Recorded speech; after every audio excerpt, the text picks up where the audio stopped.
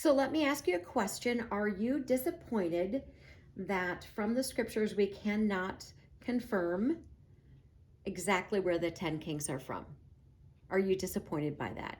Now, you might be, and I wanted to make it because you know me, I do my own research, I look at things, and I'm not going to state something biblically that I cannot support using the scriptures.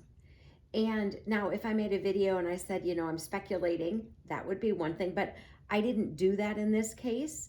Now, there are plenty of people out there who make videos and they're speculating and they're saying it could be these 10 places, and it very well could be. But what we don't want to do is say that we got this information from the scriptures, because where did they get it from in the scriptures? This was weeks of work to put this together. And of course, it wasn't consistent, but it was weeks of work to put it together. And I like to, for my own satisfaction, see what we can ascertain. And if we can't get there, we can't get there. I'm not disappointed. I think we have a lot more information than we had when we started with. And I think that the Bible should be logical, and we should be able to use the brain that we have and use logic and reason to ascertain certain things. So, for example, when it says in Revelation 17, verse 12, the 10 horns which you saw are the 10 kings who have received no kingdom as yet, but they receive authority for 1 hour as kings with the beast. If we had not looked at the other beast, the dragon, that is in Revelation 12 with the 7 heads and 10 horns, but that one's in heaven. And then we see in Revelation 13, there's another beast.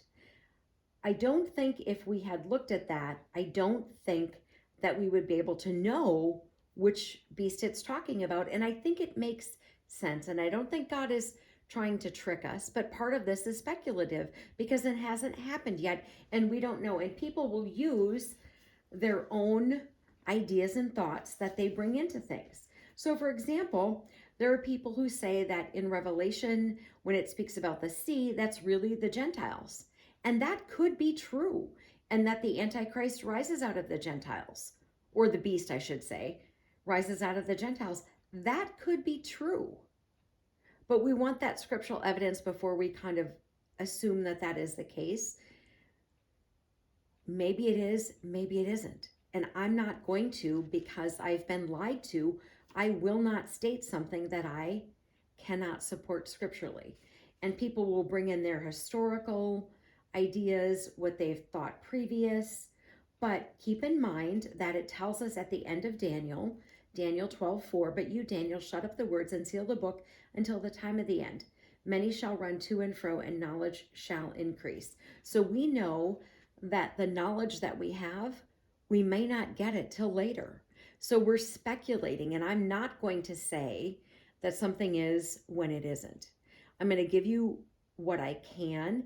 I gave you what I had, but we couldn't get there, and that's okay because we still have knowledge that we obtained along the way, and we still have knowledge that is now useful to get us closer to where we need to be. And so I hope that you're not disappointed. I wanted to do this to see if we could get there. I kind of had my suspicions that we couldn't because I have read through the Bible before, but I previously was a reader and not a studier. And so I would read it, but that doesn't necessarily mean that I was looking for additional information. Doesn't mean that I was necessarily trying to collaborate other passages of scripture. So I'm not disappointed. I hope that you are not. And if we can obtain knowledge along the way, that's always a win.